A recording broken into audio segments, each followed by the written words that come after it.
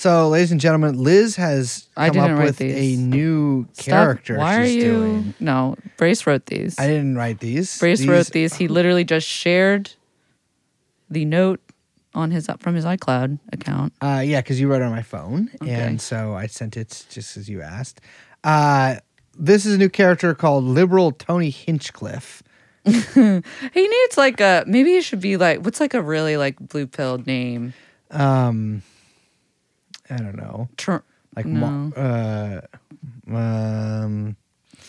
Andy Dick. Andy Hinchcliffe. Andy Hinchcliffe. That doesn't work. Yeah. Oh, River Stone. I don't know what. Let's call it Barack Obama. No. River. That's okay. River Stone, the Bushwick comedian. River Stone Edge. Because listen, River Stone Edge. I've just instead of Tony Hinchcliffe. River Stone Edge. I don't know. It's somewhere. Yeah, no, we're moving closer to it. I've decided because there was some question I had in the last episode whether you should be conservative or liberal now. I think I'm going to be liberal now, and so this is. I wrote these on the subway, or I had these given to me by a comedian friend named River Stone Edge. I love that you just completely immediately abandoned the idea that I wrote these. Liz, that's your name. Okay, I'm going to read them. I wasn't surprised so many millennials voted for Trump. They all love orange wine. Very good. Yeah, because the wine is orange, Yeah. but so is Trump's face. I wrote a couple of variations of that. I was like, maybe it Okay. should be they don't like Trump, but whatever. I think it's good. Surprisingly, a lot of millennials are joining the diplomatic services. They heard they would be working with partners and allies. Pretty good, huh? That's terrible. That's good, though. That's so That's bad. really good. President Trump said he's going to deport criminals. I guess he'll be moving the White House to Acapulco? Wait, I don't get that one. Cause that one's a little tough. It's sort of a filler joke, but because he's a criminal, how many 34 or whatever, it's many felonies, so he's gonna be. Everyone deported. forgot about those. Yeah, I know. Oh, I see. Because he has to deport himself Yeah, because he's the criminal in chief. Precisely correct. Got it. Why Acapulco? I don't know. I Funny like to sounding. say it. Yeah. RFK Jr. has hit back at Trump for his comments about Haitians eating other people's cats. He says there's nothing wrong with eating a pussy that's not your wife's. That's terrible. Because you get it, he cheated on his ex-wife so much she killed herself. Matt Gaetz said he usually skips out on confirmations as the girl's parents don't usually want him there. All right, that was pretty good. That's pretty good. I think I think the variation I texted to somebody else, so I think you're good to keep going. The other day, Millennial asked me, why don't we have a liberal Andrew Tate? And I said, well, if you're looking for a charismatic sex trafficker that people say is black, we already have him, former President Bill Clinton. Oh, man. This is going to kill on Bill Maher. Jeffrey Epstein. Jeffrey Epstein. Jeffrey Epstein. Jeffrey Epstein.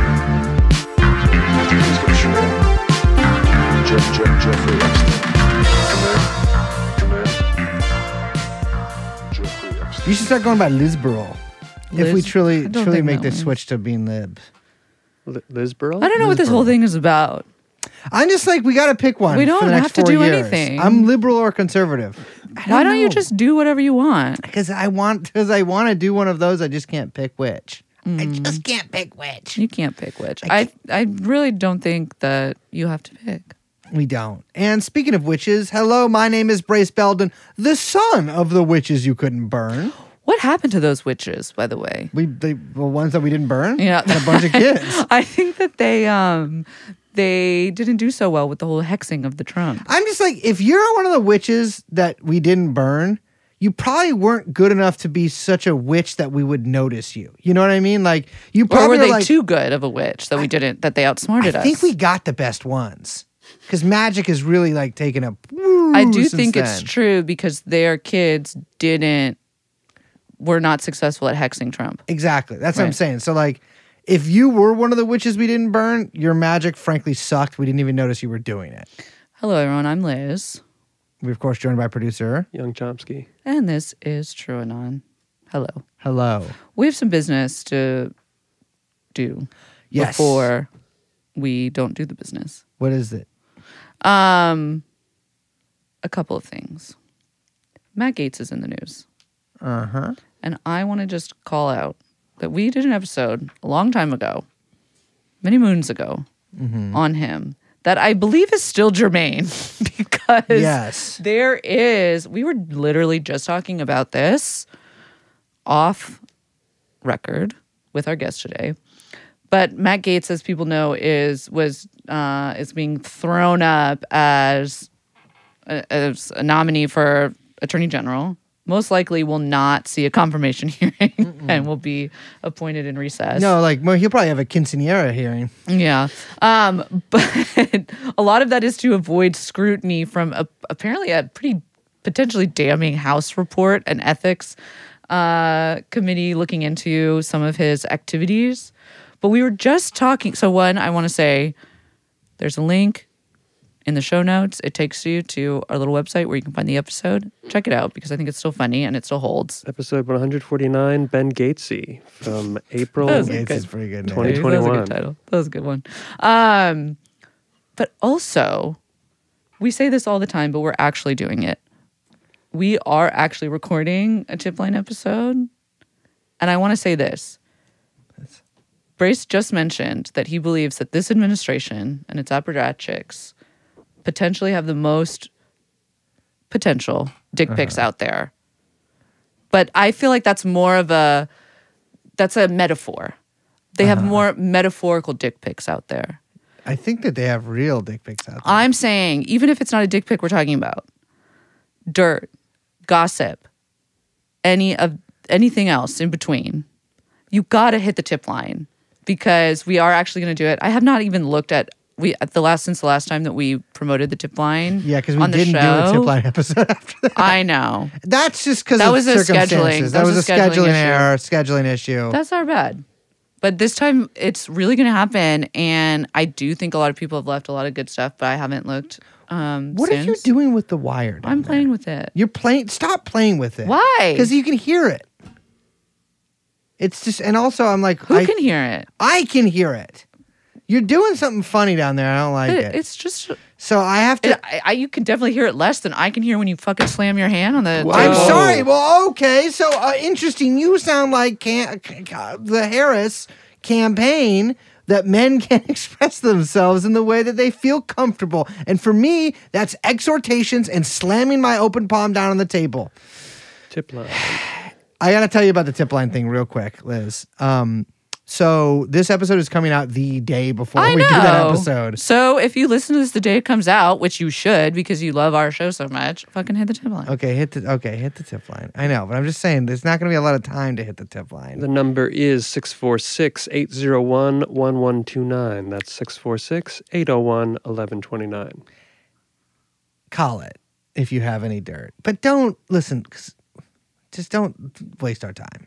That sounded mean. That did But- sound mean. But you know what? Waste but our time. No, don't waste our time. Why? It's not. I like going through them. I know you do, but we also have their schedule is kind of crazy this week, so it's like, we don't. It's fine. Don't Waste our deluge time. us. Waste our time. Fine. What else am I going to do with myself? Better myself? Crawl out of the hole? Never mind.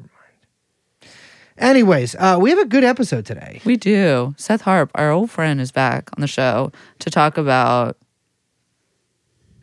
You forgot already? No, This is so, I was. when I thought walked you in were going to here- do the whole no, heroin thing. When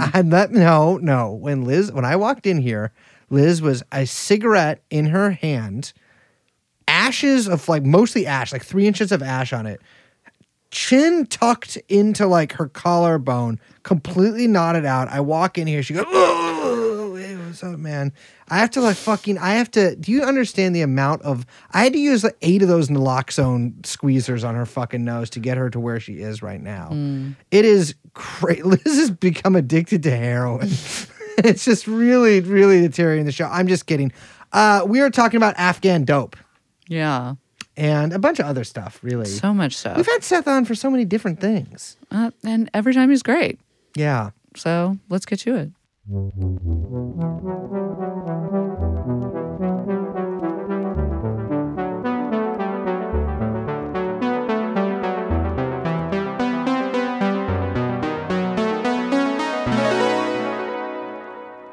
Now, a lot has been said about Seth Harp. Troops under his command, but not under his direct command, have sometimes committed what has been called incidents all over the world. Well, with that being said, we'd like to welcome to the show one of our favorite warlords out of the East, coming with a crown made of bones and a body that is obscured with the dust of refined heroin, eyes as dark as the brownest balls of opium that have ever sizzled on the pans of a Chinese man in an alcove in Beijing. Seth Harp, an investigative journalist who has gone deep into the heart of Fort Bragg to smoke methamphetamine with people who have killed probably more peasants than anybody else in history, save certain medieval warlords. Seth Harp is an investigative journalist. He has a book coming out it is July, called The Fort Bragg Cartel. And welcome to the frequent guest on the I don't know, frequent, but semi-frequent guest on the show. Seth, hello. Hello, how are you? Hi, Seth. I'm good. Yeah, I'm waiting for my challenge coin. We need to make a TrueAnon challenge coin. You absolutely should. You know, in the first year, We did send we one did out. actually send out challenge coins, but I don't think you'd been on the show yet. Yeah, and but we- they weren't custom. We haven't done a custom challenge coin. We should send a challenge coin to each of our guests. We gotta get a mold made. So much to do. Oh, I got plenty of mold in my house. Yeah. Just make sure it says something really like homoerotic, like tip of the spear, Yes. Yes. you know, snake eaters, Snake Eaters is good. TrueAnon Rear Admiral. It's funny. I always see it's like you kind of see like Western military people making fun of like, because there's certain, I think like Hezbollah like eat snakes or whatever, they kill snakes, and like various armies kind of like in the periphery incorporate snakes into like badass displays. People are like, that's stupid. I'm like, that's actually fucking cool. I'm sorry. It's I don't like fucking- snakes. I don't like snakes either. And probably a lot of those guys fighting the snakes and like Hezbollah don't like them either, but they still eat them. Yeah. And And that's- they still dominate. That's dedication. Seth, welcome back. We are here to talk about something very near to my heart, which is heroin, and particularly heroin in Afghanistan. So I was surprised to learn this, but we're not in there anymore. I guess it was like a whole thing. I just must have been not paying attention. But I we think a lot left of people Afghanistan. were not paying attention, funny enough, because everyone seemed confused that it was a kind of an issue in the election. Yes. But I think it was a really big issue, partly because a lot of people lost out on a lot of money, which is what we're maybe going to talk about today, is that so much of our ongoing occupation, installation, frenemy relationship with Afghanistan that ended under the Biden regime was really just, funneling a lot of money to a lot of contractors all over the United States. And that dried up when Biden, exited in the way that he did, which I do think people did, make note of. Yeah, I don't think they'll lose out on too much money. I think they'll just shift those flows to other sites of U.S. intervention, particularly Ukraine, other places, where they're planning things, maybe around China and the Philippines. I mean, they had already washed God knows how many trillions of dollars through Afghanistan. I think it was just, the jig was up. Because Biden is kind of an unusual figure in the history of the war in Afghanistan. He always, for some reason, he was never about it. I'm not exactly sure why. I just know that a lot of the commanders who served in Afghanistan and top diplomats really didn't like Biden. Famously, Stanley McChrystal got fired because his aides were talking shit about Biden. There was always just some weird thing about Biden in the war, and I think that contributed a lot to his almost idiosyncratic decision to withdraw, which of course was the only good foreign policy move that he made in the entire duration of his presidency. Yeah, I'd heard he had been friends with Mohammad Zahir Shah back when he was the emir, and Biden had gone to high school with him, and so he didn't really like the way things were going in Afghanistan. Yeah, it was interesting because like there was all this like talk about Trump's going to withdraw from Afghanistan, and it looked like things were drawing down during the Trump. I mean, things did draw down during the Trump presidency, and then there was that sort of spectacular collapse. I mean, really. kind of incredible where like cinematic. The Taliban just rolled up the country in like the matter of fucking, I mean, it felt like weeks, you know, obviously much longer process. Simultaneous to the US withdrawal where it was like, really, I mean, a very, very, and people always say like, you know, last helicopter out of Saigon, which by the way, I knew a guy who was on that thing, only half full. Nobody even wanted to leave. But it was really like the U.S. was leaving with its tail between its legs in this like hasty withdrawal. And like our last act there was we drone striked just a guy in his car with his family, I think. Pathetic. And you know, that strike was in Kabul. And the U.S. did almost no drone strikes in Kabul during the war. They were all out in the countryside. And when they were finally called upon to do one locally, everyone could immediately see what had been the case for years, which is that their intel was shit and they had no idea who they're striking. And every time that they said they killed this and that commander, you know, it was just overconfident, monolingual analysts asserting that as a fact. And only because it happened, you know, within a mile of like 5 New York Times reporters, were they able to just go out and say, oh, actually, that was just a bunch of innocent people and like 7 children. Yeah, that actually is really analogous to Vietnam, too, because it really reminds me of like, well, first of all, I mean, there's so many similarities. And I hate being a guy being like Afghanistan is the Vietnam of whatever. Because, you know, obviously we made it into the Vietnam for the Soviets, but it was also just our Vietnam, too, where we had this like, you know, disaffected, you know, dope fiend army, no disrespect, but I can't say I'm too different, who like the minute we left, well, the South Vietnamese lasted a lot longer than the Afghan National Army, but, you know, just like completely rolled up by a seemingly pretty popular movement and lost. And we had all of this, like one of the hallmarks of the Vietnam War is basically like commanders saying like, we killed 500, you know, North Vietnamese troops on this hill. They took their bodies, or their bodies were incinerated with napalm. Right, totally. But my guys got these fucking guys. Yeah. And it seems like you're exactly like you're saying, that drone strike really just like, you know, put to bed any sort of like bullshit about, you know, no, we had this intelligence, we've been getting these guys, we've been doing these like targeted strikes. Like, no, you're just killing people randomly and like, then after the fact claiming that they're such and such terrorist. Yeah. And by that time, the Taliban had completely consolidated a total monopoly on legitimacy in the eyes of the Afghan people, not necessarily because the Taliban is so great, but because the Afghan national government was completely discredited for specific reasons. You know, one was corruption, which was endemic in the government. The other, which we're going to talk about, was drugs.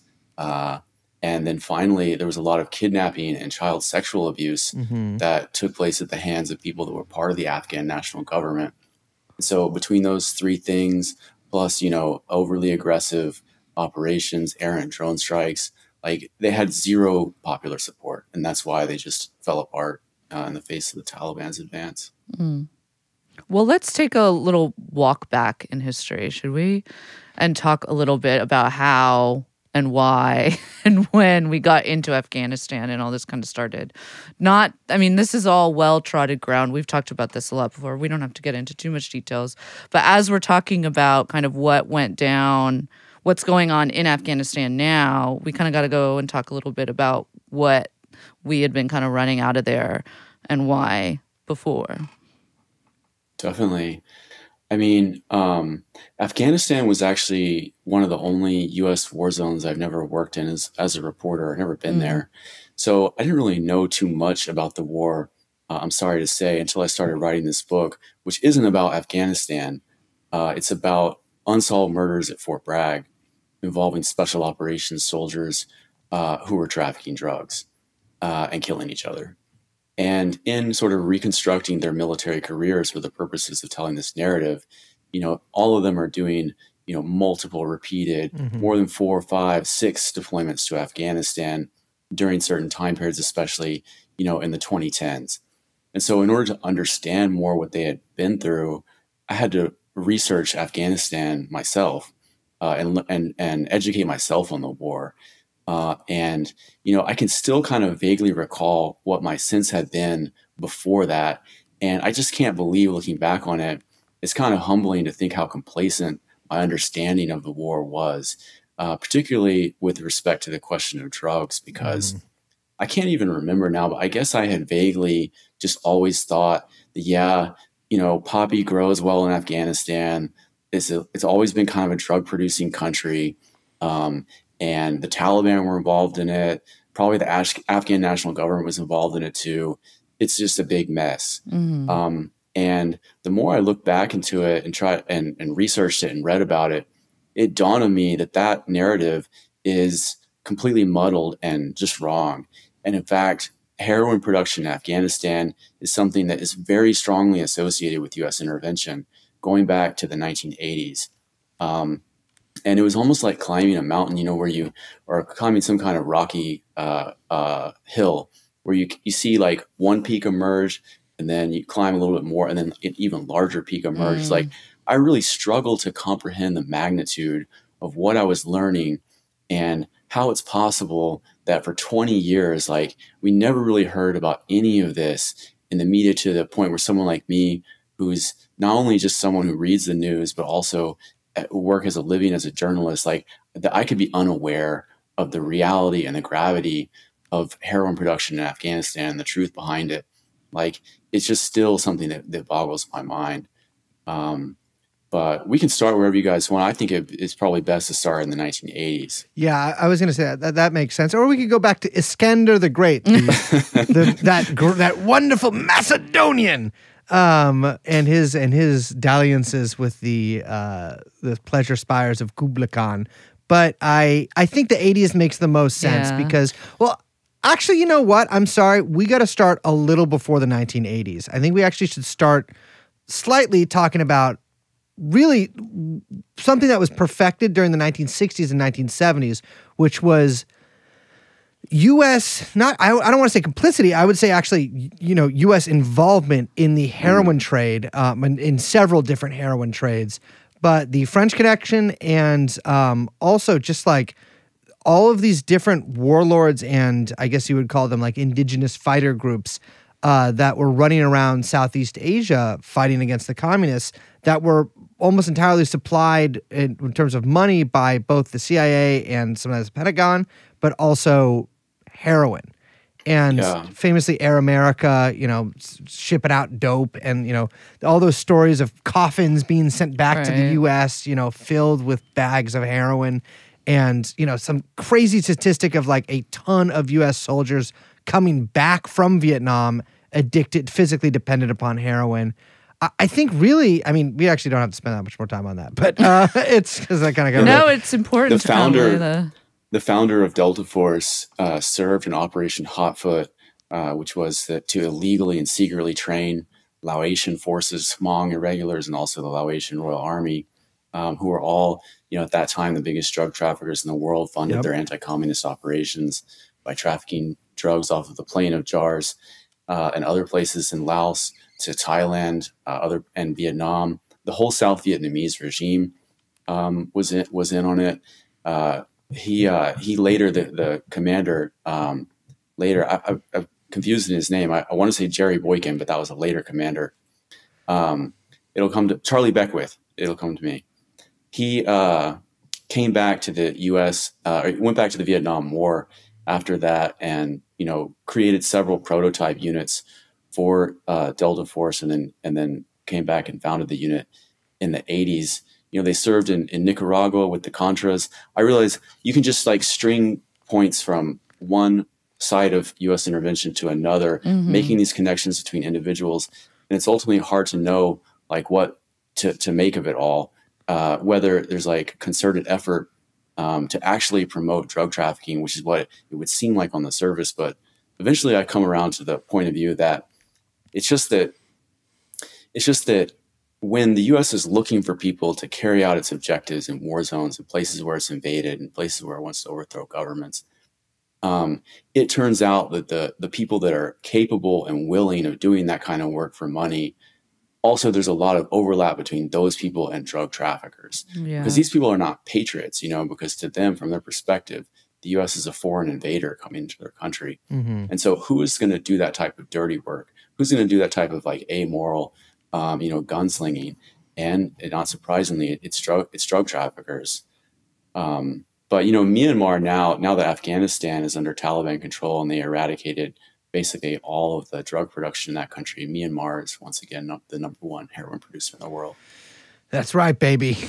we're back to the source. But famously, the Soviets were asked by the Afghanistan government to come into the country in the late 1970s and were caught in their own kind of quagmire there for quite a while. That people, America very specifically, we've talked about this a bunch in the show, like America very, very specifically tried to make their own a Vietnam for Russia. And somewhat successfully, but we used sort of these this patchwork of like gangs, some things that were essentially criminal gangs, tribal groups, political parties in a very vague sense, and in general, just like anybody with a rifle, we sort of try to make them, or we did make them, and supplied them with weapons to fight the Soviets, but they needed money too. And a huge part of that seems to have come from poppy cultivation and heroin dealing. Yeah, the whole Charlie Wilson's war thing, the covert war against the Soviets, the two biggest recipients of CIA money were Gulbuddin Hekmatyar and Nassim Akhundzada. And before the 1980s, there actually was relatively little heroin production and opium, specifically poppy cultivation in Afghanistan.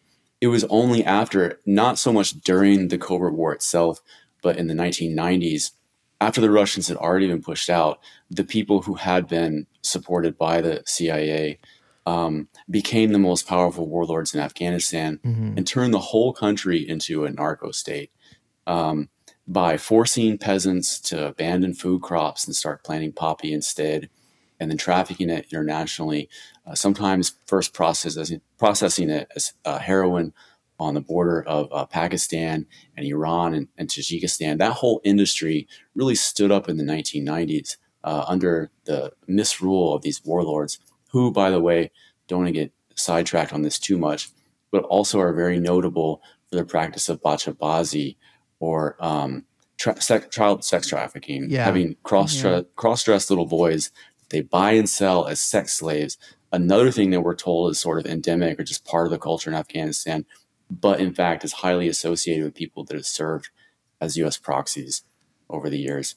But the Taliban emerged in the 1990s specifically as a reaction to all of the drug trafficking and the kidnapping of children. There are reports about Mullah Omar when he first became a kind of a folk hero and a resistance leader. He led raids to free children that had been kidnapped, and he also carried out assassinations of drug traffickers. So, we hear a lot in the Western press about, the Taliban's suppression of women's freedoms. They're rightly condemned for that. But we never hear about their sort of anti-crime credentials in the eyes of regular Afghan people, which is what to Afghans the Taliban represents. It represents the guys who are going to come in and get rid of not just the drug traffickers and the child rapists, but also the kidnappers, robbers, thieves. And they also are not nearly as corrupt. The Taliban don't operate through a pure system of bribery. So that's what the Taliban represented in the 1990s. That's what it represented all throughout the years of U.S. occupation. And that's what it represents, once again today. Yeah, to the crime point, it's funny. There was increasing reports from like Western journalists basically about the unsafeness of Kabul, like during the final years of the during the whole time, but like especially in the final years of the occupation. And not just like the Taliban might assassinate you, but like some criminal might just like rob you. And you would hear you'd see these reports of people being like, one of the reasons we miss the Taliban is because like you used to be able to like do things openly in the street, like your regular work, and like not be afraid someone's going to steal your car or kidnap you. And kidnappings are like really common in poor parts of the world because like you can kidnap somebody and be like, $50 and we give them back. It's not like it's not some huge like movie high stakes thing. Right. It's essentially like an extended mugging almost. And that really seems to have, love them or hate them, disappeared with the Taliban, and people are pretty. Afghanistan is the people of Afghanistan are not very wealthy.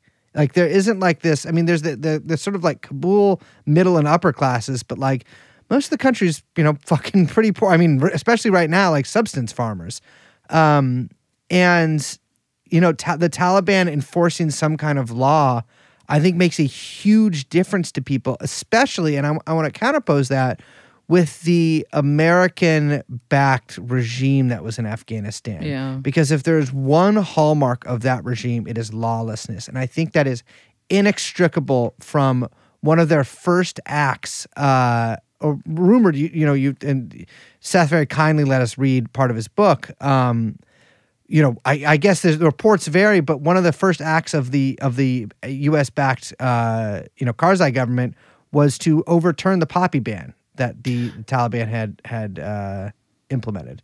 That's right. But take one step back.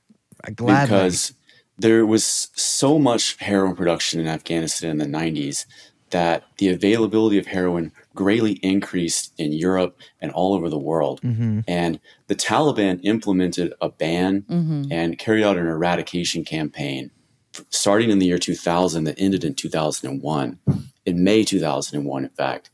And inspectors from the UN and the DEA visited Afghanistan in May 2001 and reported that they had, in fact, eradicated virtually all opium cultivation and heroin processing from Afghanistan.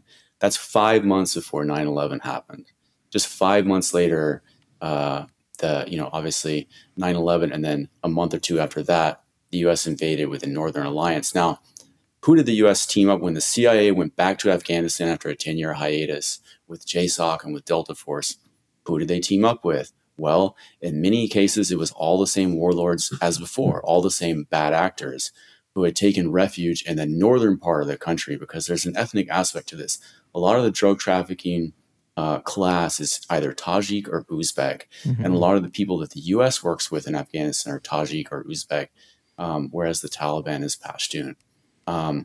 And so what we call the Northern Alliance was largely made up of those guys, particularly a guy named Rashid Dostum. He's one of the biggest narcos in Afghanistan. Yeah, and a real fucking scumbag. Yeah, he did the thing with the shipping containers. Yes. Wait, can you tell our listeners about that in case they don't know? Rashid Dostum's forces were like transporting a bunch of Taliban prisoners from one place to the other and just basically locked them in a shipping container and let them suffocate in the heat. And a lot of people died. Yeah, I think it was like 200 or something like that. It was really egregious war crime. Yeah, but he's a monster. There's an exhibit at the Airborne and Special Forces Museum in Fayetteville, North Carolina, that does nothing but heap praise upon Rashid Dostum, and has all these pictures of him and all these exhibits of his exploits. And Jesus, and I wonder where he is today. I guess he went over the border to Uzbekistan, because for the entirety of the U.S. occupation, he was one of the biggest players in the drug trade, and particularly powerful, like I said, on the borders between Uzbekistan and Tajikistan. He's Uzbek. But so those people, the Northern Alliance, pushed the Taliban out of Kabul. The Taliban kind of fled without a fight, went over the border to Pakistan. And yeah, like you said, Brace, they put in a guy named Hamid Karzai, who... Shout out to Karzai. Shout out Karzai. Friend of the pod. I haven't heard from him in a while. CIA asset, longtime CIA asset, was on the payroll of the CIA before the war, during the war, and I don't know whether he is today. I would hope not. Reported or rumored heroin addict. A lot of people say that he himself had a habit. That's kind of alluded to in the movie War Machine, where they always show Karzai like laying in bed and unable to get out of bed. He had a reputation for, being apparently dope sick a lot of the time. Wow. In Afghanistan? Get the dope, asshole. Maybe he was trying to get off. Call your fucking brother. Yeah. His brother, Amid Wali Karzai, was one of the biggest. I mean, he controlled Kandahar, which is like controlling El Paso or controlling Reynosa, or another major transit point for the drug trade. That was his half brother, who's also a paid CIA asset, also just like a top narco. His defense minister, Fahid Khan, Hillary Clinton said that he was a drug dealer. She herself used the phrase drug dealer to describe him. There was another important warlord in Jalalabad who is known to be a drug trafficker. There's a lot of people who are known warlords / drug traffickers who became the Afghan national government, which was kind of a coalition of warlords based in Kabul, but it extended around the country through these alliances. And like you said, there are some diametrically opposed reports about this. But the best sources, the government sources and the most informed reporters say that the new government immediately legalized poppy cultivation. The DEA itself asserts that. But whatever the reason, whether it was officially legalized or not, poppy cultivation immediately returned to pre-Taliban highs. That was by 2002. And then by 2003, it was double Taliban high. So it was like more heroin than had ever been produced in Afghanistan by 2003. By 2004 or so, Afghanistan was producing 200 metric tons of heroin a year. And at the time, that was like jaw-dropping. That's 200 metric tons of pure heroin. So there's more product than that, but that's the amount of pure heroin that it contains, which is a shit ton. And like the second place country, was like 20, I think, 20, 30. Jesus. It was Mexico or Colombia. But that was nothing. When they were at 200 tons, they were just getting started. By about 2009, 2010, they're producing 1,000 metric tons of heroin per year. So the global supply of heroin increased in very short order by like 5,000%. And Afghanistan started producing 10 times more heroin than the rest of the world combined, and did so for 20 years straight, which completely inundated the global supply and caused prices of heroin and prices of heroin to go down and purity of heroin to go up all over Asia, particularly in Iran, in Russia, all throughout Europe, Australia, and basically the entire world. Yeah, I mean, it was one of those things where I was looking at heroin usage in Pakistan, and it just skyrocketed during this period. I mean, going from like basically unknown, and I'm sure some people used it, but like as like a social force, pretty much like an unknown, to being like, especially around the border areas, just like junkies everywhere. And it's tough to know what reports to believe about negative things in Iran, just because, as astute listeners will know, there's a lot of noise in the zone. But I mean, the reports about drug addiction really skyrocketed, especially again in the border areas there too.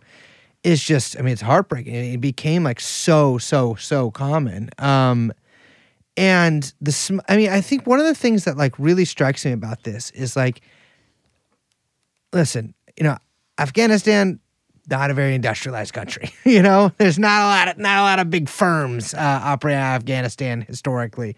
And the opium production, or the poppy cultivation, and then later heroin production, that's a way for people to make money.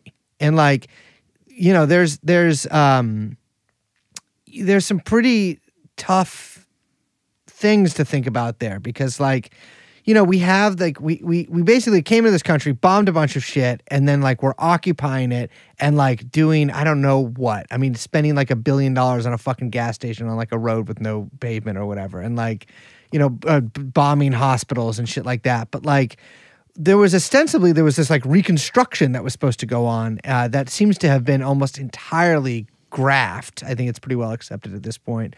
Both graft from our guys and graft from their guys who are working with our guys. And it's like really a dependable thing for like Afghan farmers was like poppy cultivation. And it's like you see this dependency grow in like the population of Afghanistan on like, okay, well, this is like actually a cash crop that people want and we can export.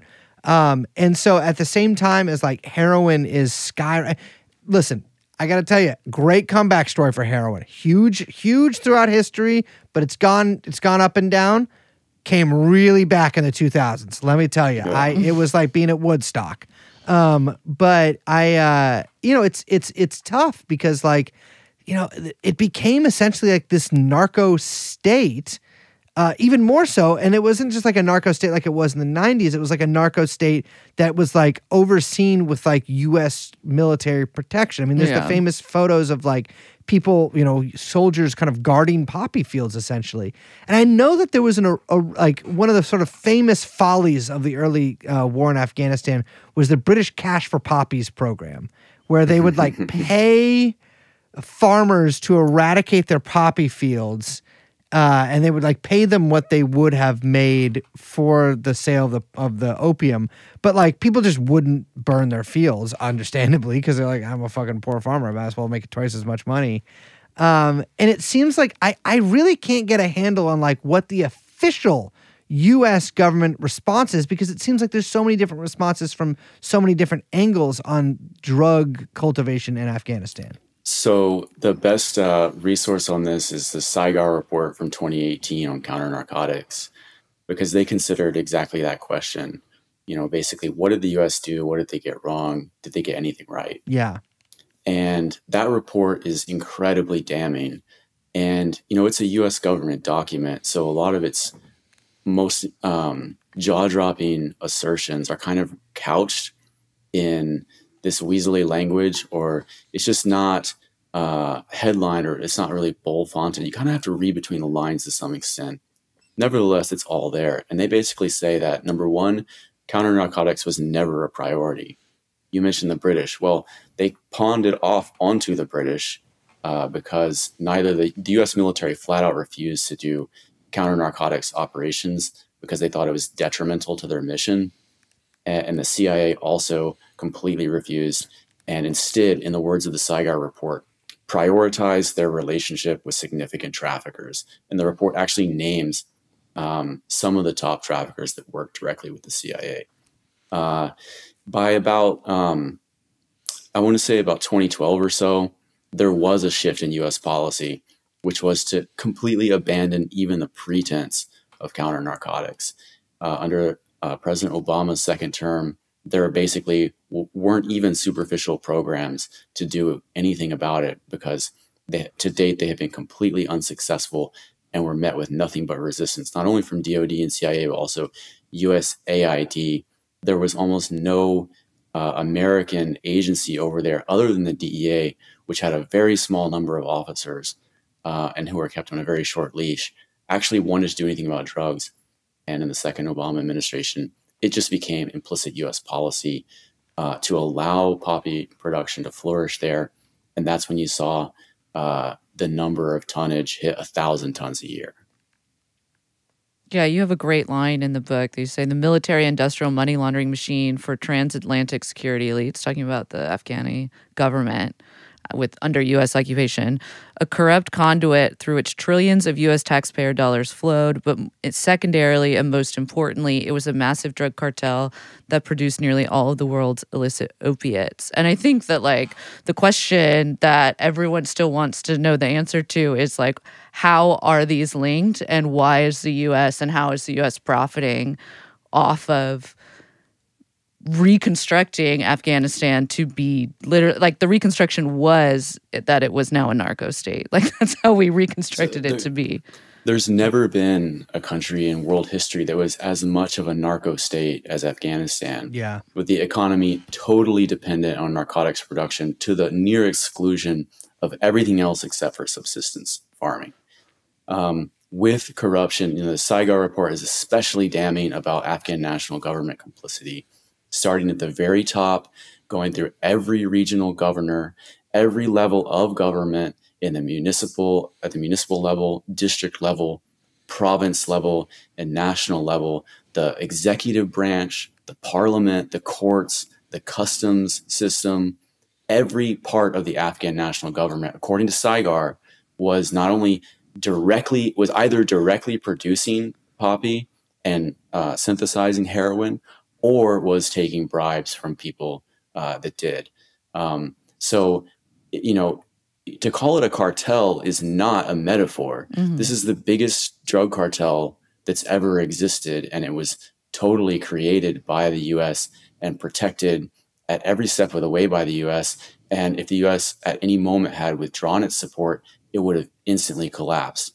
And this is the same cartel that was responsible for flooding the whole world with heroin at a time of unprecedented addiction and overdose crises. Yeah, I mean, that's what's so astounding to me is like, I've seen various, percentages bandied about from like 80 to 83 to 93% of the world's heroin was coming out of Afghanistan. But if even the lower estimates are true, which would be around the 80% mark, I mean, like you said, that's the vast majority of the world's dope supply. I mean, that is just a mind-boggling thing. I mean, you have to take a step back and think like our military, our trillions of dollars were sent over there to like, and yeah, you can say like, oh, we were opening like these schools, and like everything was in service of a state that was itself in service of dealing heroin. And like, almost all the heroin in Britain, almost all the heroin in Europe. We'll get to the U.S. a little later, but there's some murkiness around that. But like, so much dope just flowed out, like washed over the world.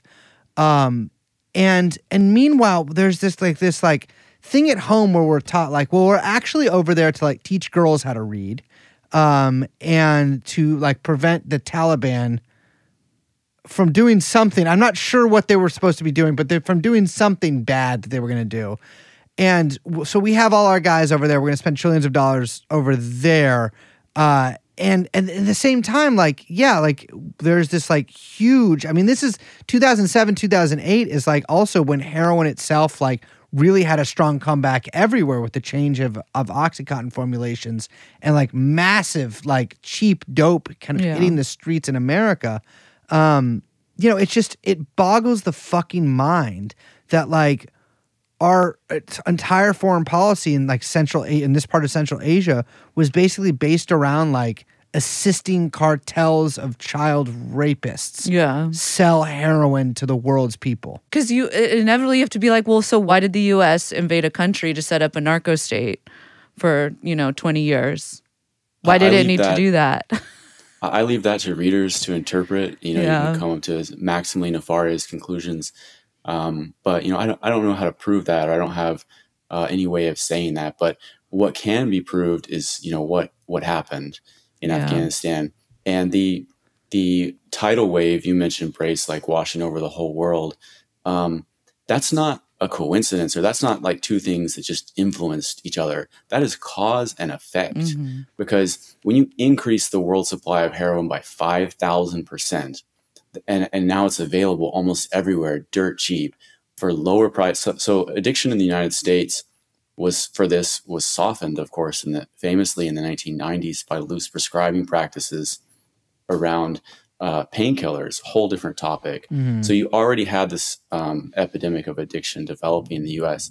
But then you combined with I think they tried to limit the prescriptions. Like prescriptions became harder to get. They had like time release, coding, etc. At that same time, you had this influx of heroin that costs like a quarter of what an OxyContin pill would cost. And Brace, I'm sure you have more specific details, but when you introduce that much product into the global supply, the result is going to be increased usage, and that's exactly what we saw. And there's no doubt, no one disputes that in Australia, in Russia, in Iran, that all the heroin in all of Europe, all of the heroin that they were consuming in the 2000s came from Afghanistan. And initially, there wasn't any confusion around that in the United States either. The DEA reported and it's the first few years of the Bush administration that heroin, that they were increasingly seizing heroin from Afghanistan, that the amount of Afghan product being consumed in the United States was rising.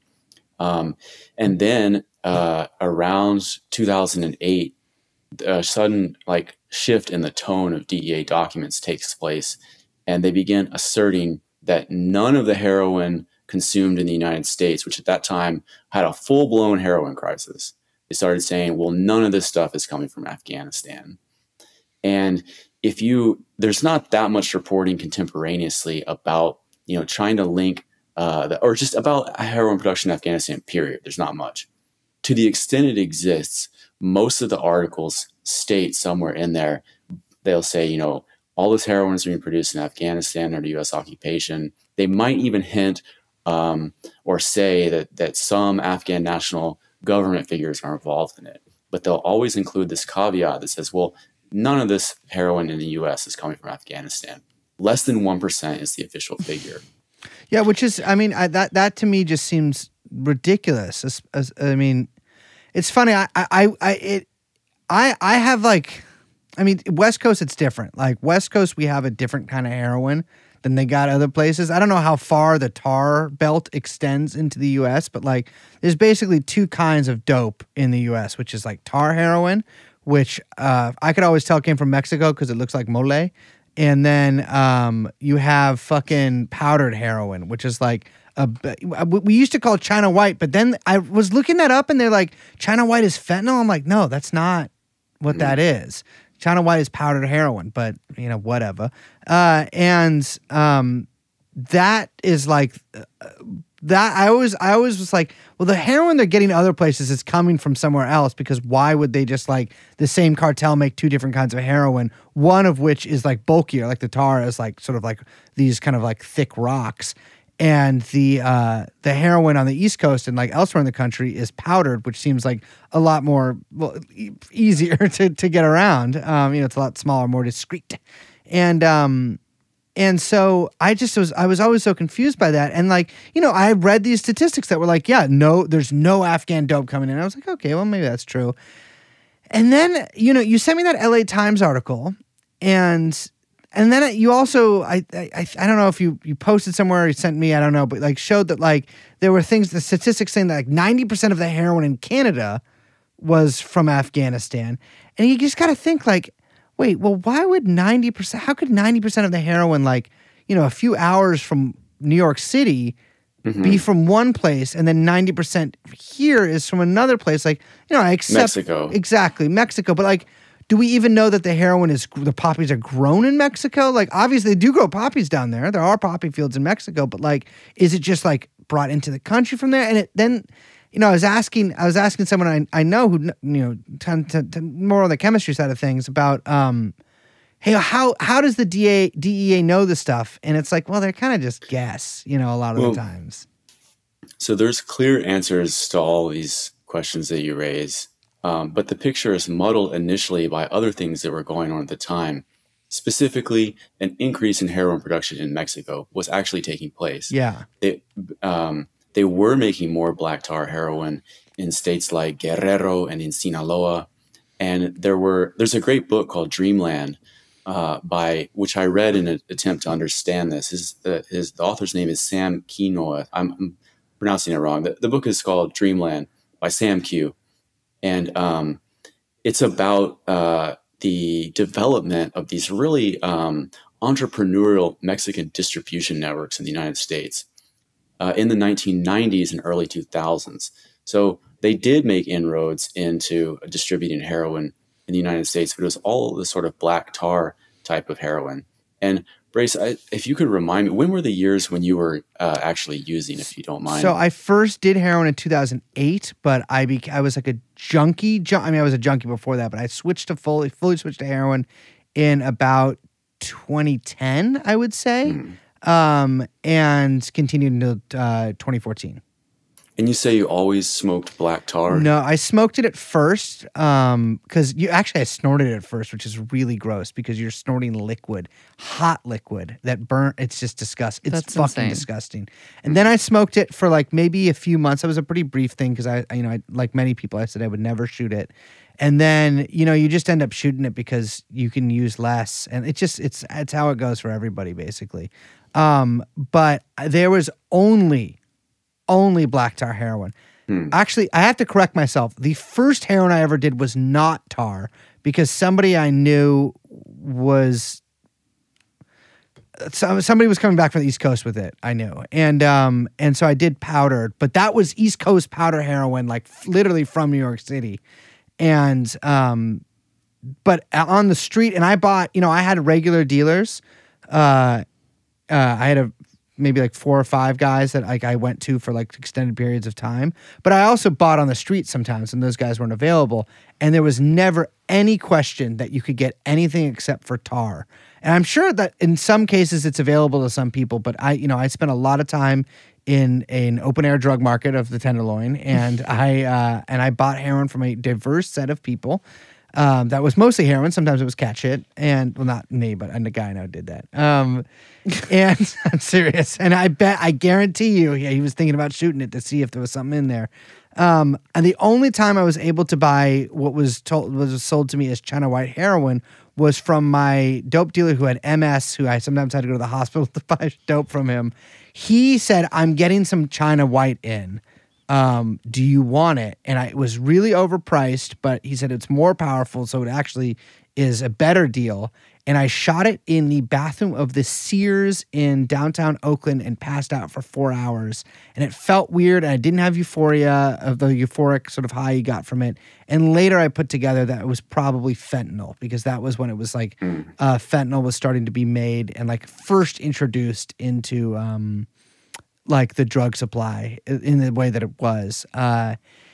But no, there was no white. And that was the only thing. I was never any China White, like ever. I never saw it except for the single time or not the single time, the multiple times that I was able to get it from the East Coast. But yeah, not available whatsoever in the West Coast drug market.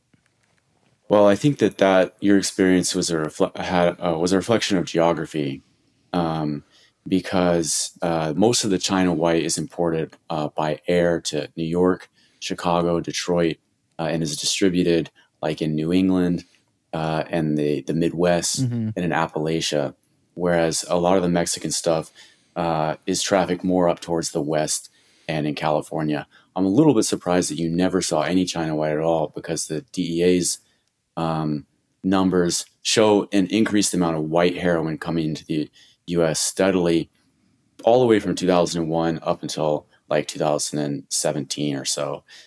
It was always on the increase, and the only question was, where is it coming from? And I really had to drill down into this question, because I just felt strongly that there were all these articles that were saying that less than 1% of U.S. heroin is Afghan in origin, and you have all these confident top-line DEA assertions. And it's like saying no oil from Saudi Arabia has ever burned in the United States. It just can't be true. That's just not how global capitalism works, and the drug industry is highly globalized. So I tried to dig down and understand how the DEA actually estimates its market origin. And I found that they had 2 programs upon which these assertions were based: the Heroin Domestic Monitoring Program and another one called like the Heroin Sampling Program, something like that. Both programs involve taking samples that are either acquired through undercover buys or that are taken from seizures, and then analyzed in a laboratory for specific chemical traces that show where, or that tell the DEA where it came from. Now, I could never get the DEA to explain what those chemical traces were. They never responded to any of my inquiries. I wrote them lots of letters, called them, emailed them. They never responded. But I looked at all the data that I could find, or all their own publications, and just reading those, it's clear that they have no idea what they're talking about, or are affirmatively lying at the behest of God knows who, putting this in the reports, coming to this conclusion at the request of higher ups, which incidentally is something that is a common experience in the life of DEA agents and officials. They're often leaned upon by more powerful agencies and political figures to do certain things. But in any case, these 2 programs, the reason why they're suspect, one is that they don't count seizures from airports. As I said, all Afghan heroin comes by air. It doesn't come overland, and it doesn't come by boat. It's all done by couriers by air. The other thing is they don't count any seizures that are above $200 in value. I don't know why. Wait, what? That seems to just completely skew things. I don't understand why. I don't understand that, but that's why I'm saying that their claims of geographic market share are riddled by untenable assumptions and selection biases that make them meaningless in the end. Right. Because they do count seizures at the southern border, which of course is where all the Mexican heroin is coming from. Also, their sampling tilts towards the West and towards California. But even with all that being said, the DEA still found that about 60% of the heroin coming into the United States around like 2010, this is a wide swath of years we're talking about, and consistent over time, very consistent long-term trends. And one of them was more and more China white heroin being seized at the southern border. And they were at a loss to explain this in the first years that they reported on it because, as we've been talking about, heroin from Mexico is famously black tar, lower in quality, different color, heavier weight. Hey, bro. I'm right here. So a big question that shows up for several years is the DEA trying to make sense of this apparent anomaly, which they themselves call an intelligence gap. Interesting. And they eventually jerry-rig this conclusion that is almost laughable, which is to say that this stuff, they call it alleged Mexican white. And they just presume that Mexican cartels somehow found a way to synthesize heroin into what's called China white. By the way, during this time, for some reason, the DEA has zero, because another question I looked at was, well, how many hectares in Mexico are under poppy cultivation? Because that's something you can look up for Afghanistan. For Mexico, there's none of that data. I don't know why. They don't have it. But I do know from talking to people anecdotally, like in various states of Mexico, that, yeah, the narco was taking people's land, more and more people's land to grow heroin. I think it was expanding. Anyway, the point is that they just decided to slap this made-up nomenclature on all the heroin being smuggled across the border. And I suspect, I can't prove this, but I think that Mexican trafficking organizations, being extremely sophisticated and entrepreneurial and globalized, were simply buying heroin from middlemen, either whether it was from West Africa, Nigeria, Pakistan, Turkey. They could have been getting Afghan heroin for anywhere. It was so cheap. Like, it's so much cheaper to just go out and buy Afghan heroin. When Afghanistan is producing 1,000 tons and you're producing 50, your whole country, obviously it's going to be cheaper to go and get that other stuff, even if it means you have to take a flight, even if it means you got to pay a bunch of couriers to break it up and take it on commercial airliners. All that is doable. That's their business. And they have sophisticated trafficking and smuggling distribution networks in the United States. You know, a lot of people will say, well, the Afghans, the Afghan narcos have no way to infiltrate their product in the U.S., which is true, but they can just simply sell it wholesale to people who do. I mean, Los Zetas or whatever, the Gulf cartel, they can put drugs at any point in the United States you want. They've got people everywhere.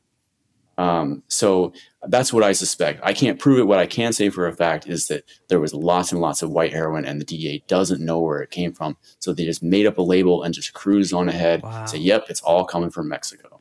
Wow. That's crazy. I had no idea about that. Yeah.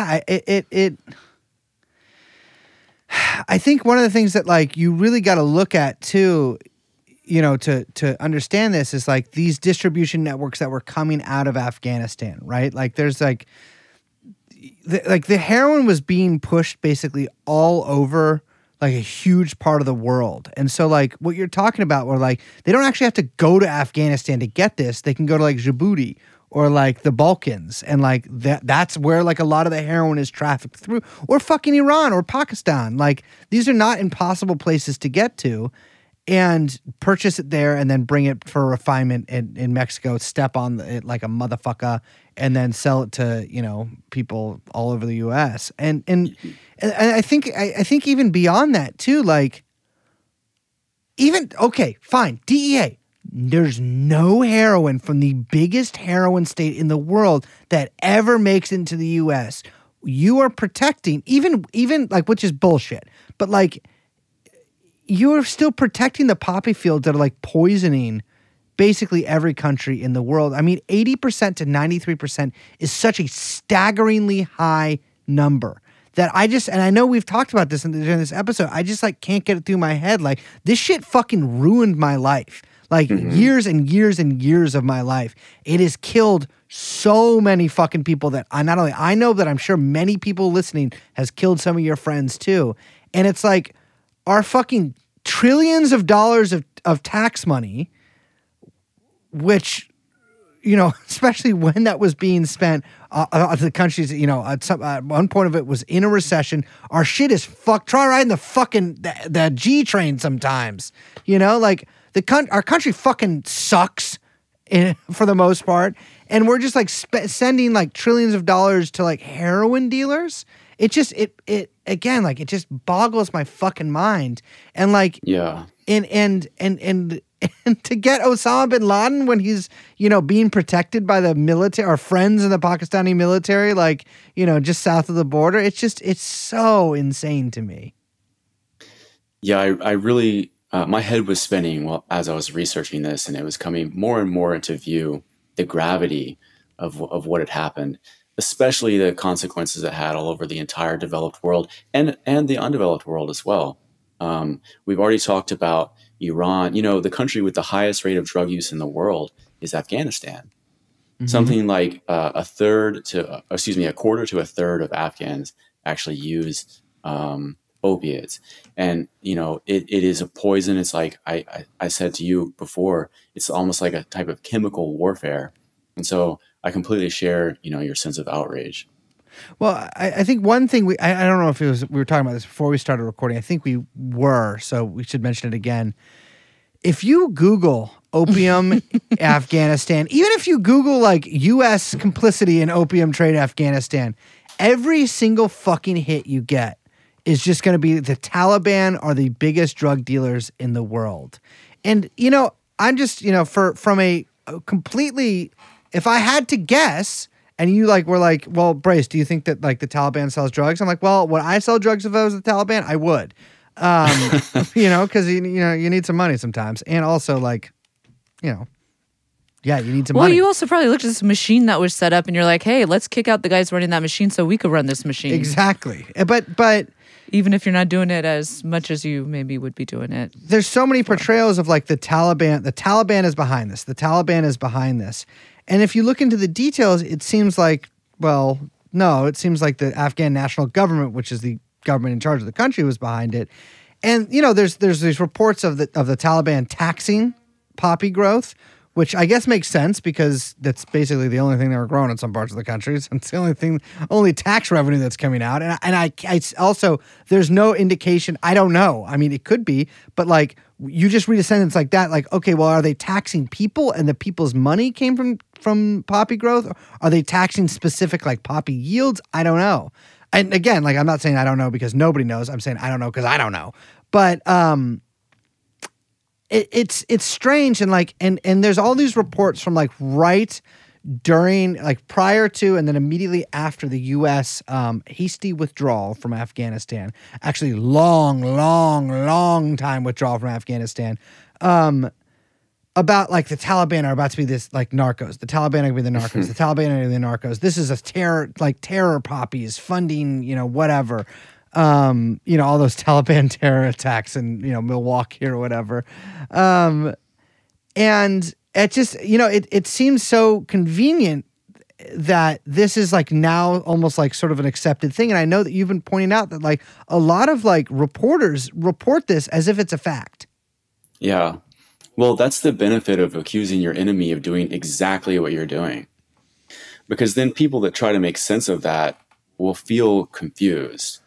It's paradoxically difficult to refute when you just tell the 180-degree opposite of the truth. Mm-hmm. And like you were saying, if you Google anything about this or search any search engine about this, every single mainstream institution of media or government in the United States asserts that the Taliban was behind all the narcotics production in Afghanistan. It's just taken as a given. And yeah, I posted the other day a book I just read, and I don't even want to pick on this guy who's a security reporter for the Wall Street Journal. He wrote a book called 20 Years. His name is Soon Ingle Rasmussen. I don't even have that much to quibble with about his book itself, but he does assert, he barely talks about drugs in Afghanistan, which is kind of missing the point of the war in my view. But he asserts like 4 or 5 times in there, just as a fact, that the Taliban funded its insurgency through narcotics. And that book was just published, just favorably reviewed in the New Yorker. And in the next issue of the New Yorker, this week's issue or last week's, there was another article. It's that weird Captagon article about Syria. Oh yeah, I didn't read that yet. You should definitely read it. But one of the things that asserts, as an aside, is that the Taliban funded. He presents this sort of laundry list. Ed Cesar, I think, is the Caesar, I think, is the reporter. He asserts like this laundry list of militant groups that fund their operation through drugs, and the Taliban is just on that list. It is just received wisdom that you get from every single level of cultural and governmental authority in the United States. And I tried to probe the veracity of this and found, to my amazement, that there's absolutely nothing there, like zero, nothing. Not only that, but it completely goes against the history of the Taliban and misunderstands them so fundamentally that I almost don't even know where to start. But I was so driven crazy by this. Like, I don't work through research assistants. I do my own reporting. But in this one case, I actually hired a research assistant. Shout out if Julia Gledhill is listening. She's an analyst at the Stimson Center. And I told her, look, I want you to prove me wrong. Find some Taliban figure who we know was a figure of even marginal importance, but someone who was definitely a member of the Taliban and who had some role of some importance, who was definitely shown to have been trafficking drugs. So she went off and tried her best, dug through a bunch of court records and stuff, and came back with like 4 cases, which not coincidentally are about the same 4 that you'll find if you start Googling around. These are the cases that they'll be held up. So first of all, there's very few of them, very few to deal with. They all come from around the 2005 time period. And I was unable, and I don't want to get too deep in the weeds on those individuals, but either they were someone who had links to the Taliban and wasn't actually a Taliban fighter, or wasn't actually a Taliban official or figure. There's someone who just says, well, you worked with the Taliban. Or in 2 other cases, it was someone who demonstrably had links to the CIA, was actually working for the other side. So one that comes up a lot, I get all their names confused. I'm sorry. I really have no facility with the languages of Southwest Asia. But there's a guy called, I think it's Haji Juma Khan. I just want to pause on this one case because it's such an amazing, it's Juma Khan or Haji Juma Khan. Haji, I think, is just an honorific. Yeah. So this is just an amazing... It means unk. Yeah. It's just an amazing Wikipedia page. But this is the guy who allegedly went on to run the Taliban's entire opium heroin distribution network, selling worldwide and using the profits to equip Taliban forces militarily. That's what his Wikipedia page says. But I knew this guy's name rang a bell. So I went back and looked at that Saigar report. And he's one of the people that Saigar specifically calls out by name as being a CIA asset that the CIA worked with rather than participating in counter-narcotics operations. And also he was they somehow got him to go to New York and arrested him. And then mysteriously released him in 2018 without any comment the U.S. government did. So this is the person who is more than any of the 4 or 5 figures that my research assistant could come up with. This one was the leading candidate, let's say. This is a real person of Taliban importance, and he was clearly a CIA asset. Who they sent back to Afghanistan. So there is no single case that I know of, and it's possible that I'm missing some, but there's no single case that I know of a named Taliban official being directly implicated for a fact in drug trafficking. Whereas if you look at the Afghan national government, there's like dozens of them. There's an unlimited quantity of people you can say this person was definitely participating in the drug trade. We know his name, we know where he was based, what years, etc. So all that being said, there is always going to be an element of a black box when you're dealing with the Taliban because it was a force that's hostile to our country that we're fighting a war with. You never really know what they were doing. You can't say it for a fact. That's why I think it's more important to focus on what they have done when they actually controlled the country. And we know that when they controlled the country in 2000 or in the 1990s up to 2001, they eradicated all the drugs that were in Afghanistan. And then, the conclusion of this whole epic story is going to be when they come back in 2021 and then over 2022 and 2023, do an exact repeat of what they did in 2000 and completely eradicate all of the poppy cultivation and heroin synthesis in Afghanistan. And in both cases, they just totally decimated the world supply of heroin. Yeah. So, I mean, I've read various sort of, there's been kind of two lines of reporting, I guess, about that. One is the sort of think pieces on like, the Taliban ending poppy cultivation is actually a bad thing. Although, and it's funny because like there is some logic to that I actually follow that I don't think is as like, you don't want a headline like that. But like there is, I think, a non-malicious way, like aspect to that that I think isn't immediately apparent on reading that appalling headline. And then there is like these guys are full of shit. Like they're gonna do it. They're still gonna keep it. Like they're just lying. And then, yeah, I mean that's basically it. Oh, and then there's all the reports that now they're the big meth heads. They're doing ephedra now. They're cultivating ephedra. And I want to talk about the first thing. Can we pause 1 second? I want to address both of those. Yeah, absolutely. So the ephedra methamphetamine one, read closely. You'll find that the actual stats come from before the Taliban took power.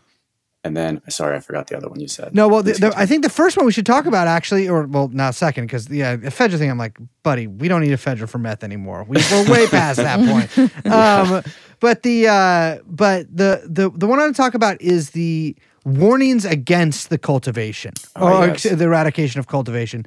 And I think that there is a logic to that, right? Because when the U.S. left Afghanistan, very famously, we were like, fuck you guys. You're going to be iced out of the international community. We're cutting you off from the banking system. No trade, like starve. You get the North Korea treatment. Exactly. Yeah. And so some of these are like, listen, they shouldn't cut it off because like no one's gonna have any money and there's no food coming in. There's no like aid or whatever. I think that they started, and again, like this is not exactly my wheelhouse. And so if I'm wrong, please forgive me. The U.S. eventually like allowed some aid in there, like food aid, but like, basically like, the economy was really dependent on this stuff. I mean, this was a narco state, and like there is now, I mean, massive poverty in Afghanistan, and like people basically on the brink. Especially there's Kabul, but like everyone else kind of lives out in the country. Most other people kind of live out in the country, and like there's some population centers, obviously, but like it's a tough time for Afghanistan right now. And one can't help but think like, well, okay, maybe, okay, I think maybe my solution is like the Taliban should actually stop the poppy cultivation, but also like we should let them have more food. Mm-hmm. Yeah. That makes sense to me. Yeah. Well, to me, the Taliban's choice to eradicate the whole industry, despite its predictable effects on poverty in Afghanistan, just goes to show like a leopard can't really change its spots. Like that's just who they are. They're an anti-drugs force. Yeah. And I eventually just learned to just completely shut out and ignore virtually all of the reporting or just a surface level writing about this that you're referring to, because I realized these writers, these reporters, they simply don't know what they're talking about. They don't know the history. They don't know the specifics.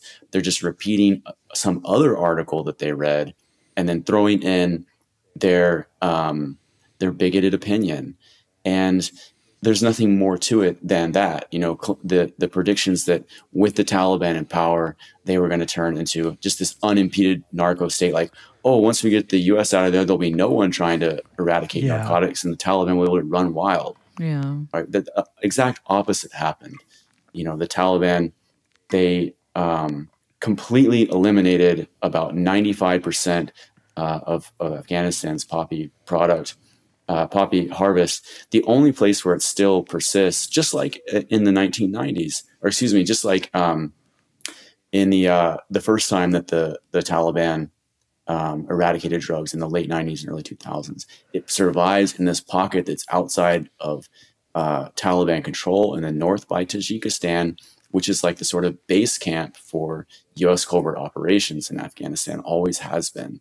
So it would be 100% if it wasn't for that, if it weren't for their lack of control over Badakhshan and those areas by Tajikistan. And the fact that the Taliban did that, it's kind of like their thing with, with women's rights. Some people had thought that like, well, the Taliban is going to ease up this time around and allow, women to go to school and travel without an escort and that sort of thing. And they just didn't. They just didn't. They went back to who they were from the beginning. They are very, very, ideologically fixed in their mentality. And one of those things is their opposition to drugs. And all throughout the war, the Taliban, the actual Taliban, because by the way, another thing confusing the picture, which I think is really important to mention, I know what you're about to, is that the U.S. never had any fucking clue who the Taliban were. And if you talk to any, like from a private first class in the infantry all the way up to the commander at JSOC, they will tell you the same thing. Like, we really didn't know who was shooting at us. We called them all the Taliban. Yeah, I want to just, real quick. You mean that literally? Like, they literally didn't know who they were. Right. Just so that it's not like figurative of speech. Like, they had, this goes back to your point earlier. It's like bad U.S. intelligence gathering, just kind of like laziness, all of this, like easy racism probably, like, and not caring, but that they literally didn't know who these guys were. Mm-hmm. Yeah. And that becomes confusing because there's one place in Afghanistan that's very important to all of us, which of course is the Helmand, which is about where half of the global product is produced.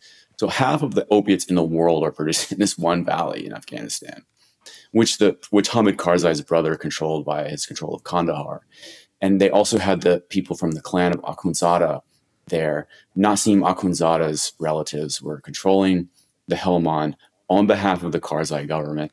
And there is no doubt, or there's no debate, that all those people were major narcotics traffickers. Stanley McChrystal, the commander of JSOC, calls them, in his memoir, he calls them a durable drug cartel. And he also admits, by the way, that they were kidnapping and raping little boys.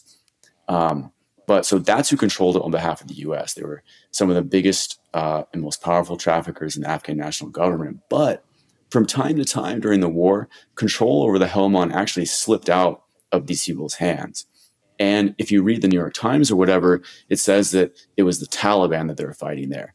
And I have never been able to understand, or I should say, it's been very difficult to piece together who was in control of Helmand and what times. I haven't found a good answer for that, especially after about 2011 and 2012. But I know that there was a lot of fighting there. And that's where you hear the most allegations around Taliban control of the drug industry. And this is another one of those things that I can't prove, but I speculate based on what I have been able to learn that these were just like unaffiliated drug traffickers, basically, or drug traffickers that were fighting for control of this area. And simply because they shot at U.S. troops, they were labeled Taliban. But whether they were actually fighting on behalf of the real Taliban regime, which was a real thing that existed in the Pakistani city of Quetta, and also in, I think, Doha, Dubai, whether they were actually affiliated. And that's the kind of thing it's hard to answer because, you can't really talk to the Taliban directly, and the U.S. simply doesn't know. Yeah, and it's funny because, like, we spent these trillions of dollars there. Like, that is mind-boggling. Like, what did we spend it on? We spent these trillions of dollars there. I'm sure that our intelligence agencies got some money from this drug trafficking too. Like, I'm sorry, but like, it just, using history as a guide, like, there was a lot of dipping into that kind of stuff from our. Well, you get paid off the top so that you move it when you move it somewhere else. Exactly. Yeah. That's how it all. It's going from one place to another. But it also helps you helps you do things that are maybe one of the budget line item thing. Not that they're ever going to be audited. But it's just astounding to me. And now I read this like sort of worried article. I can't remember where. I think maybe at Wilson Center about how the Chinese are moving into Afghanistan now. the dreaded Chinese industry is going to move in there, specifically to get at the rare earth minerals that of which various reports, including ones from the government, say there's $1 trillion worth sitting under Afghanistan. And it makes one wonder, like, well, wait, so like we were there for like decades and didn't do any of that, like didn't help them start any kind of industry like that. Like really, I mean, there's some drug industry we did. Yeah, you're right. So. But like, the Chinese are in there, and it's like been like a year, like 2 years, and they're like they're doing all this shit, and they're gonna add. They're talking about putting them into like the Pakistan China corridor, part of Belt and Road. It's like, well, this seems like a lot more effective than like selling heroin, and like maybe better for the country, frankly better for the world. So I'm like, well, then why were we doing the selling heroin route? And you know, the answers I feel like are pretty obvious, right? Like, first of all, it's easier. Second of all, like it allows us to like be in cahoots with like these criminal warlords who like we needed or wanted to like do our dirty work there, right? Like it's not that the owners of mines have never killed anybody, and not that criminal gangs have never controlled mines, but it is it's so mind-boggling. Like it's like. And one has to say, like, it's like they wanted all the heroin out there, you know? It's like, it's chemical warfare in Afghanistan, yeah, but it's also chemical warfare in Pakistan, chemical warfare in Iran, chemical warfare in Russia, and on Europe, and on almost certainly America as well. China, too. China, yeah. Not the first time someone's done that to them. The China-Afghan relations are really interesting. I don't know too much about it. And I won't pretend to know more than I do, but if you just look at a map, there's this interesting little extension of Afghanistan that reaches right up to the Chinese border. And that's that area that I was talking about earlier, Badakhshan, and also areas further up towards Tajikistan at the foot of the Hindu Kush. And these are all the areas where the U.S. has basically collected security forces over the years to do its bidding. It's where the Northern Alliance was based. It's where the anti-Russian Mujahideen were based. And now it's where ISIS-K is based. And ISIS-K is made up of the remnants. ISIS-ketamine. It's largely made up of the remnants of the U.S. client state. And so when I think about, so on the other side of that, on the other side of the border is the region of China where the Uyghurs live. And so all during this period, from the 2000s to the 2010s, we heard constantly that China was suppressing the Uyghur population. And I'll leave it at that. Like, I don't really know. Maybe they probably were. I mean, China is an ethno-state.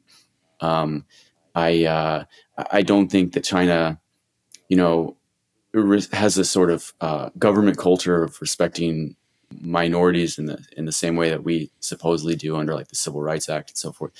Anyway, I put myself in the mind of a Chinese security official, stripped of all the sort of priors that we have as an American, looking at the situation. It's like, well, what would you do?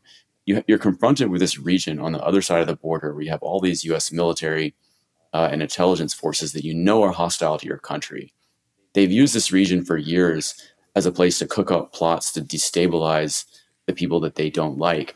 You should probably keep a pretty firm control on that border region, and keep an eye on the people that are coming back and forth in there. And that's not to justify in any way China's treatment of the Uyghurs, but maybe if someone's listening who wants to explore this topic, it's a topic that I really never got the chance to research, but I also knew there's another data point in my brain that a lot of the so-called internment camps where China was doing first they said it was a genocide, and then later they dialed back those claims to it's a cultural genocide. Well, partly they're doing that in these internment camps, and I knew I had seen online one of these famous photos of a bunch of guys like kneeling in blue jumpsuits. Yeah. And someone had applied a corrective to that, translated like the Chinese script that was in that photo and said, this is a drug rehabilitation center. And a lot of the supposed repression of the Uyghurs had to do with forced drug rehabilitation. And I don't know how to not connect that to all the stuff that we've been talking about in Afghanistan.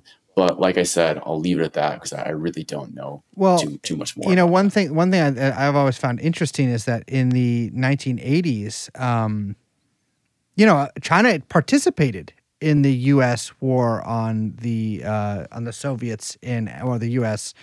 Mujahideen war on the Soviets in Afghanistan. They sent weapons. They trained Mujahideen in Xinjiang. And they, you know, they sent Uyghurs over there to go fight. And so it's sort of, there's some interesting parallels. I've always been like, this is probably guys should not have done that. And Blowback season 7 about Uyghurs. Uyghurs being sent over to fucking, to Afghanistan. But yeah, I mean, it does seem like one of the things that you read in U.S. reporting on China's like business deals in Afghanistan post U.S. withdrawal is like, well, they're there to keep an eye on the Uyghurs. I'm like, are they? I mean, you're doing a mine to keep an eye on the Uyghurs? Like, I'm not really sure that's. Are they all also, I love there? it. Keep an eye on them. Keep an eye on them. What are you doing? Do you need to do that with like a diplomatic? I mean, I guess you. I don't know. It seems a little ridiculous. But I want to switch tact real quick before we wrap up to another place, which we've touched on a little bit in this episode. But I think I want to get your take on this.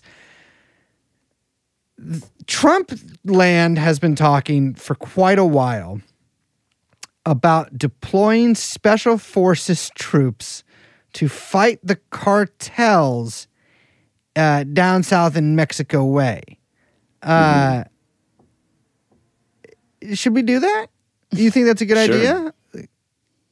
Talk about it or actually invade Mexico? No. Should we invade Mexico? Should we invade the country of Mexico? I like the idea of you saying sure to sure, that. Yeah, sure. Why not? I don't think that would turn out well for anybody. I also don't think it will happen. You know, that's what I was saying before about the Afghan national government being the biggest drug cartel in world history, about that not being a metaphor, because it was a very organized and identifiable system.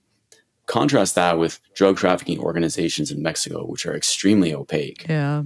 I don't know where the U.S. would start. And when they say that they want to go to war with cartels, well, who do they mean? Do they mean the mafias that are down on the other side of the border in South Texas? Do they mean whatever the hell is going on in Sinaloa? Or do they mean, you know, the elements of the Mexican military and government that are involved in drug trafficking? But just like in Afghanistan, the whole history of the drug trade in Mexico is inseparable from U.S. intervention. Mexico's cartel system, the original Guadalajara cartel, was created by the Mexican DFS, its Department of Federal Security, which was a CIA proxy that was waging a dirty war against leftists all over. It was part of the dirty war that was waging war on leftists all throughout Central America, and was part of the effort to support the Contras in the war against the Sandinistas. There's a guy, an important figure in Mexican history named Miguel Nazar Haro, who was the head of the DFS during the 1980s. And he's the guy who literally, he was the CIA's top asset in Mexico. And he was the guy who literally arranged the Guadalajara cartel. He brought together all these traffickers who had been competing and got them to centralize prices and geographically separate their various domains and funnel everything through his agency. That cartel ended up breaking up after the Cold War ended into the Sinaloa cartel, the Guadalajara cartel, and the Tijuana cartel, including the Sinaloa under El Chapo Guzman. He was a protege of Felix Gallardo, who was funneling guns and also money to the Contras. So all of this has the fingerprints of U.S. intervention and the Mexican deep state, U.S.-backed Mexican deep state, all over it.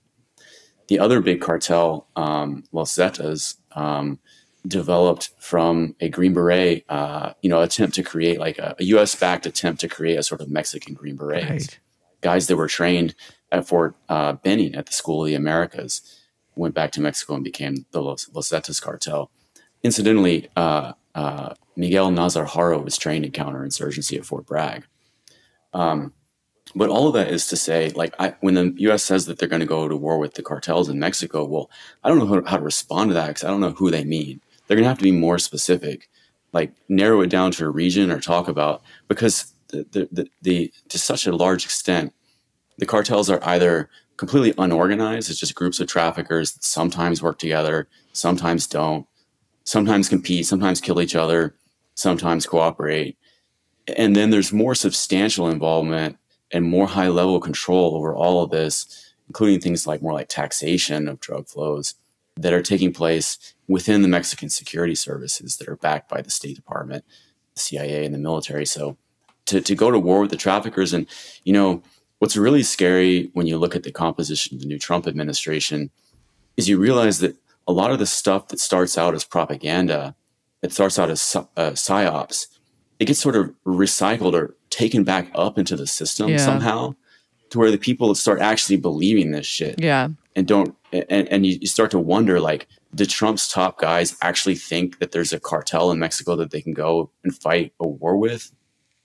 I don't know. It's interesting because I feel like one of the things that we saw with the first Trump admin, and then just sort of looking at the way they are, or some of the people that are kind of like more of the like legal and political minds within the administration, like how they approach things, is that they seem really intent on finding and exploiting whatever like legal and bureaucratic rules already exist that they can then use to do whatever it is that they want to do, regardless of whether or not, like, I wonder if they're like, if there's people in there who are like, we need to go to war with Mexico, like as a grand idea of going to war with Mexico, or if they're like, well, all of these sort of legal justifications exist from the groundwork laid by the war on drugs, from the groundwork laid by the war on terror, that we can sort of combine to justify strategic interventions and drone strikes and other sorts of hyper militarization of the border, that in any kind of like, in any way that you and I embrace, or anyone would look at it, would be like, damn, that's basically an intervention in Mexico, but doesn't like actually come out as now we are invading Mexico, right? Like designating the cartels as terrorist organizations or whatever, which I mean, I think is certainly like a possibility. And all of these guys, you know, like Kash Patel and all of these guys who are going to get high up posts in the administration have already like come out and, you know, said that they want to do all of that and all those things. Like that enables whatever actors that I do agree, like whether or not I don't know if they're like cynical or if they believe this stuff or what, but to just sort of like do crazy shit that they want to do because they have now the full force of the state to do it. Well, in order to do even limited type of interventions like drone strikes and night raids, which is just a euphemism for assassinations, right. The whole second decade of the war in Afghanistan was prosecuted entirely through those two tactics. If they were actually going to do that in Mexico, they would have to develop targets. Right. They wouldn't be able to actually do operations without targets. And I don't think they have those. Yeah. And if they had bad targets, which are like they could get away with in countries like Afghanistan or elsewhere, they wouldn't be able to in Afghanistan. They would drone strike somebody in Miguel Alemán or in, I don't know, Reynosa or somewhere on the other side of the border, and it would immediately come out. You'd see like 100 Facebook photos of the guy. Absolutely. Like he's like turns out to be like a local preacher or something, and ran like a cat rescue shelter or something. Or someone in McAllen would say, "Oh, that was my uncle. Like here's 5 pictures of him." You know, they wouldn't be able to hoodwink people. Like it would be clear that they were just striking random innocent people, which, you know, they were doing that for years and years in Afghanistan. But it's such an alien and distant culture with so many barriers of language that we were never really able to get the full picture on it in a way that they would in Mexico. So for that reason, I'm really skeptical that they're actually going to do anything. And I hope I'm right about that, because it would be really sad. Yeah, me too. I hope you are right. If they actually, Well, we got to wrap up. Seth, do you have any last words? No, thanks. Thanks for having me on. It's It's good to talk to you guys. We love to have your funky ass on. You know you're going to be back next year when the book comes out. Please come on our show when the book comes out. Yeah, that'd be great. Well, I have to because the book wouldn't have existed without y'all's show. Shut the fuck up. Stop. No, really. I was talking about Ukraine a couple times back, and my editor at Viking, Allison Lawrenson, who's a fan of y'all's show, as I think a lot of people in the publishing industry are, and just heard me mention a few things about Fort Bragg, and she got in touch, and that's how the book came together. So Jesus I definitely owe it to y'all. Christ. Insane. That's crazy. Well, if publishers are listening, get in contact with me because I want to publish my memoirs. Liz is 101. Yeah. Chicken Soup for the Soul by Liz is the working title. We're going to bring those back. That book that Seth mentions and that we mentioned is the Fort Bragg Cartel, coming July 2025. And yeah, it's a pleasure to have you on, brother. Thanks for having me. It's always a pleasure.